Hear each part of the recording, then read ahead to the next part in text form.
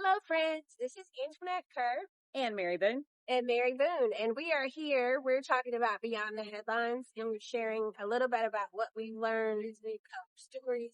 Mary's been intense about going to government meetings, bringing in knowledge, getting hot mics. I mean, I forgot to say that last time. I know.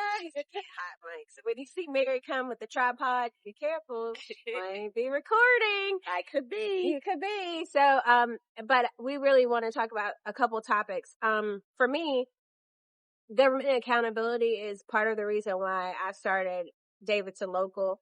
This podcast does not represent the opinion of Davidson Local. I am a citizen. I do have opinions, and sometimes I find it challenging to share. So, which is why we're sharing today. But my big passion is making sure that people know how they will be impacted as the government bodies that we elect and pay make our decisions. So our next topic is one that's hot in Davidson County. So go ahead and get your comments ready.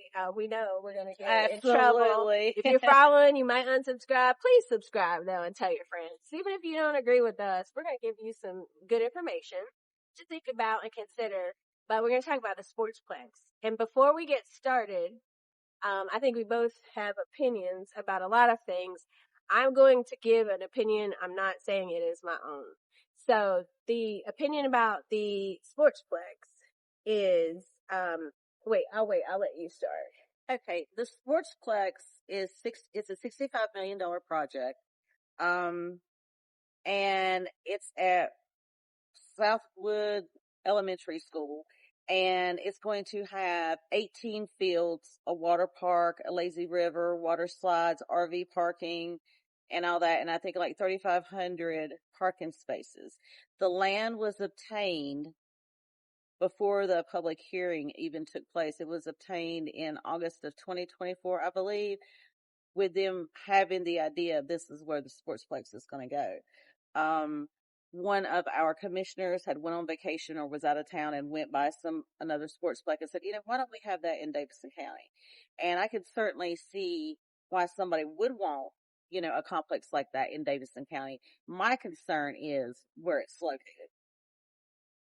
And I think that the conversation I've heard from the electeds and folks who are working is that the Sportsplex will generate income. And that if they didn't use that space, that it would be for a housing development. Now, as someone who comes from an affordable housing background, full disclosure, I don't see that as a problem, but I think that some of the residents had complained about that. But the idea was that this will generate income for the county. So it's kind of the model of if you build it, they will come. Right. I'm in the process of doing a not FOIA actually, because North Carolina, I'm doing an information request with Lexington City Schools to see, because they built a turf stadium with that concept in mind. Mm-hmm. But and they said that they would be able to host tournaments and such. But I don't know that that's happened. I can't say definitively because they haven't responded. Yeah. They acknowledge that they received it, but they haven't responded. And in North Carolina, just so you know, when you do a public information request, they only tell you have to respond in a reasonable amount of time. But what's reasonable? Not sure. It's been over a month for my request. And I know you've had some. I've got some that's longer than that, yes. And then I also know that there have been questions about the contracts and who's involved in the contract relationships, because they've already put out millions of dollars, maybe 50, even before the primary. And the people who ran in the primary who said that they were running to stop the Sportsplex, there's a question about whether or not they actually could stop at that point because the contracts had already been awarded. Yeah, they did that. They have fast-tracked this system because they know that they were going to lose in the primary because they have, pushed this Sportsplex through when there are thousands and thousands of people that just don't want it. They just see the $65 million being spent when we need a jail. Our schools need remodeling. They need renovations. We need a new Lexington Senior High School. We need a new Thomasville High School. And, Maybe New Central. Davidson. No, Central's struggling with that too. Yeah, it has problems too. But I mean, there's so many needs in the county. We've got homeless that need a new shelter. And, why aren't any of the county needs being met? But we're going to fast track a sports complex so people can go float down the lazy river. I like the lazy river. And if I'm paying my tax dollars, you'll see me in the lazy river. Like every day I'll be floating down the lazy river. I'll be like, hello, you don't have to kick me out. I'll be like, this is my lazy river. It is but mine. This is the challenge too with government, because when I talk to government officials, at times I've had to remind them that this belongs to the public. We hired you to do this job. But this is not your money. This is the public's money. That is correct. So I have to, when I do freedom of information requests, I ask them to tell me if there's a statute that they can quote as to why I can't have it. There are some statutes like personnel or attorney-client privilege, buying a piece of land or something like that North Carolina gives them the rights to. But for the most part, I'm like, everything belongs to the public. Unless you give me a statute to tell me exactly. that it does not. Absolutely. And with this Sportsplex, they had already bought the land. They had already, discussed amongst themselves this Sportsplex. So when the people finally did get word of it and they had the public hearing, they had already purchased the land at I think it was right around $4 million, give or take a couple bucks. And then, so they had already purchased the land. They already had the idea of where it was going to go.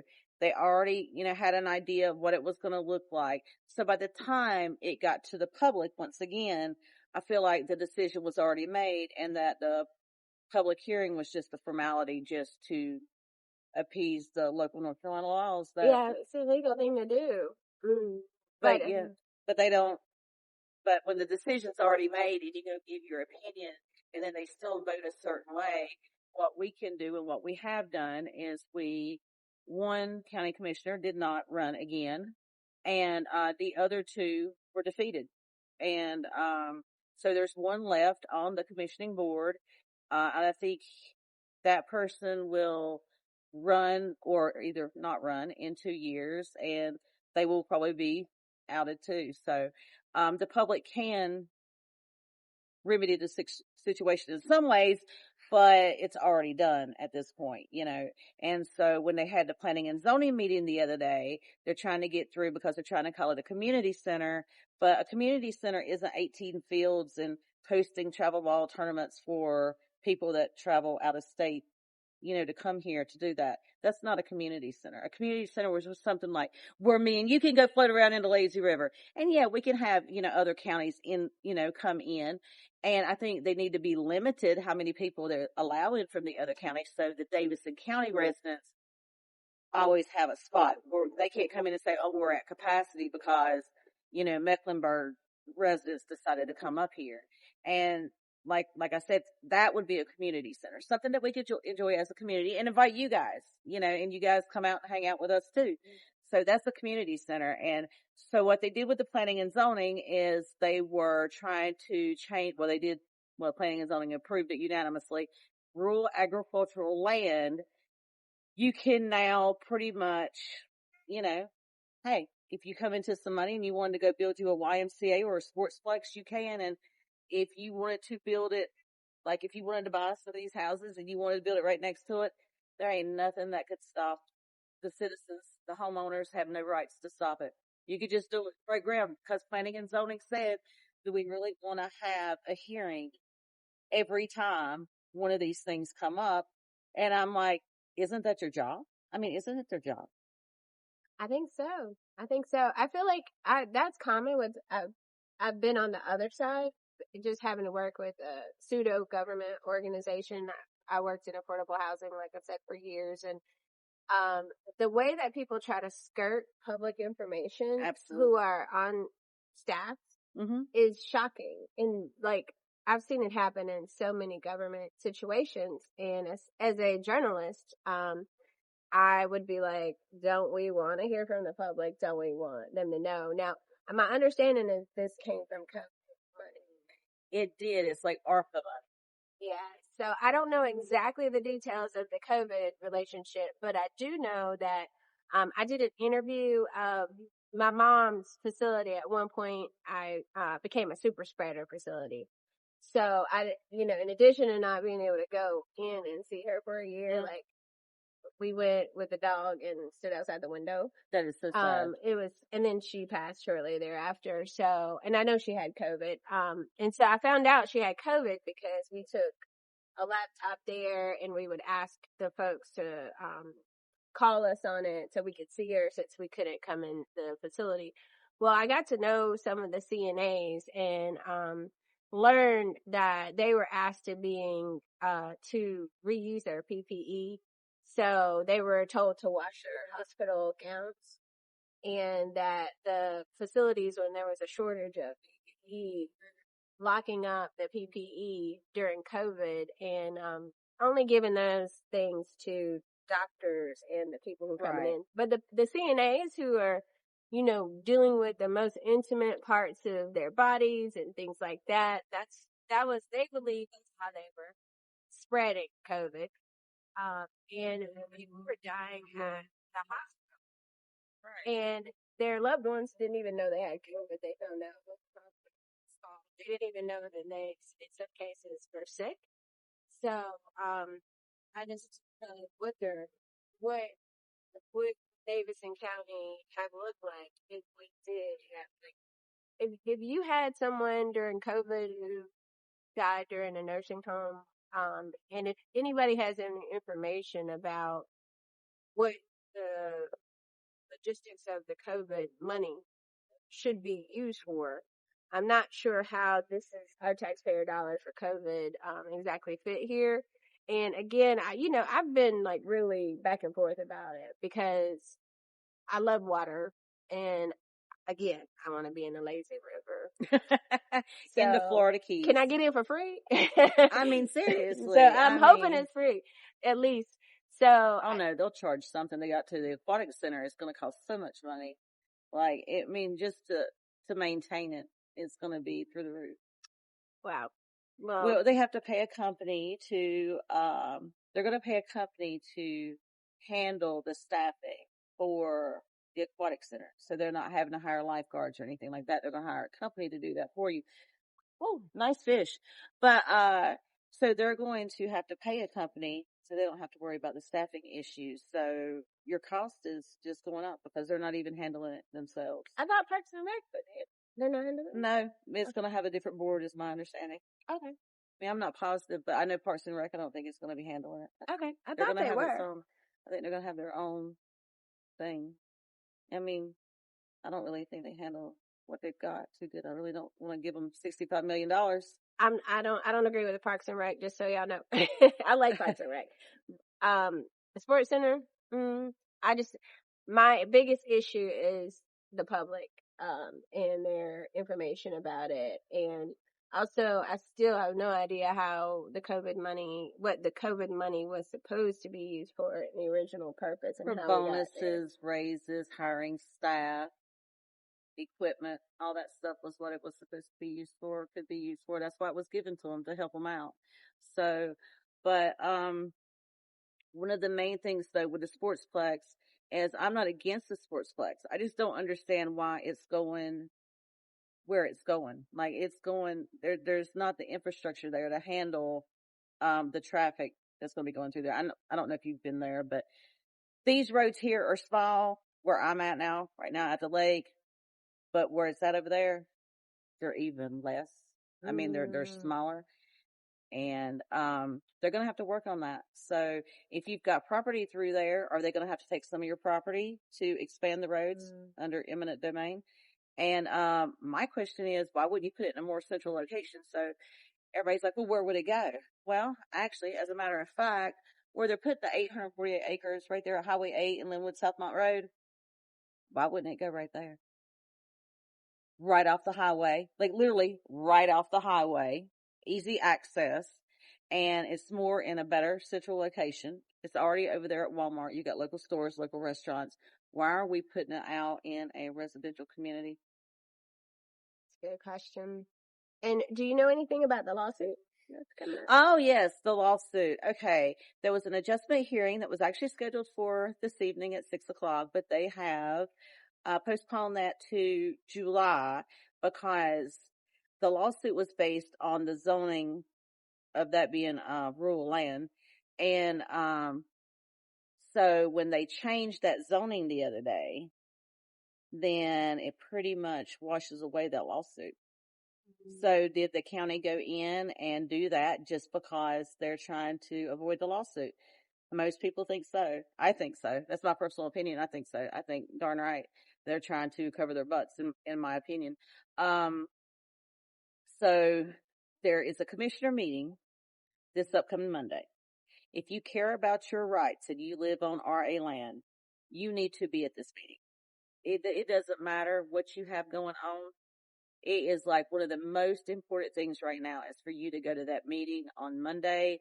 It's on the 4th floor of the government building. It starts at 6.